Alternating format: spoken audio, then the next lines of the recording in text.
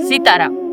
સૌરાષ્ટ્રની ધરતી સંતો, સુરાઓ અને સત્યોની ધરતી છે. આજે આપણે વાત કરીશું એક એવા પવિત્ર ભાઈ બહેનના પ્રેમની કે જેની સાક્ષી સ્વયં અગ્નિદેવે પૂરી હતી.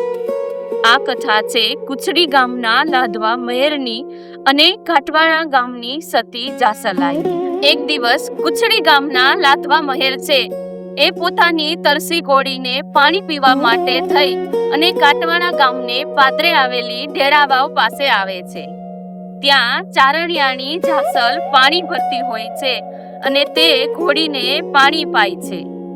લાધવા મહેર ખુશ થઈને પોતાની બહેન સમજીને 5 કોરી આપે છે. ત્યારે જાસલાઈ એમ કહે છે કે તરસ્યાને પાણી પીવડાવવું એ તો ધર્મ છે, એના પૈસા ન હોય, અને પોતાના ઘરે જમવા માટે લાધવા મહેરને બોલાવે છે અને તેને પોતાનો ધર્મનો ભાઈ માને છે. જ્યારે લાધવા મહેર છે એ ચારણિયાણી જાસલના ઘરે જમવા જાય છે ત્યારે જાસલના પતિ ધાનાભેડા ઘરે હાજર હોતા નથી.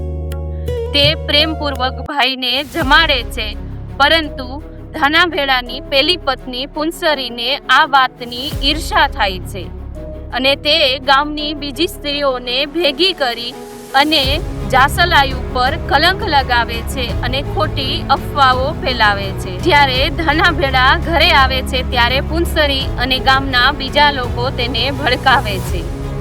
ક્રોધમાં અંધ થયેલો ધાનો પોતાની પત્ની ઉપર કોરડા વીંજે છે અને તેને ઘરમાંથી કાઢી મૂકે છે. જાસલાઈ જોરદાર આંસુએ રડે છે અને કહે છે કે હું પવિત્ર છું, પણ કોઈ માનતું નથી. આખરે જાસલાઈ પોતાની પવિત્રતા સાબિત કરવા માટે થઈ અને સતી થવાનો અને અગ્નિ પરીક્ષા આપવાનો નિર્ણય કરે છે. અને પછી જાસલાઈ માં જગદંબાને યાદ કરે છે અને પોતાનું સતીત્વ છે સાબિત કરવાની અરજ લગાવે છે.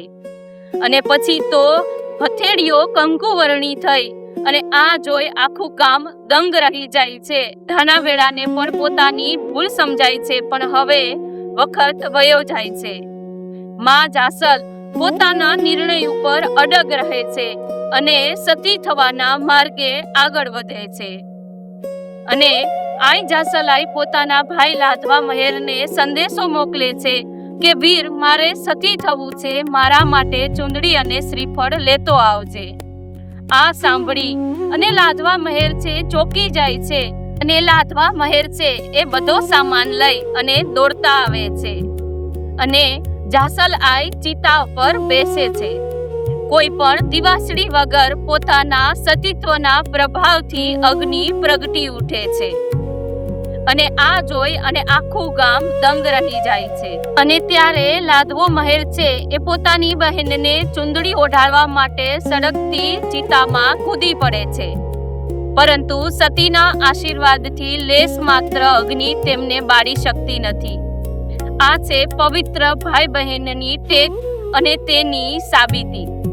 કાળ ભલે બધું ખાઈ જાય, પરંતુ કીર્તિ અમર રહે છે અને સત્યને કોઈ આગ બાળી શકતી નથી. અને પવિત્ર સંબંધને દુનિયાનું કોઈ ઝેર તોડી શકતું નથી.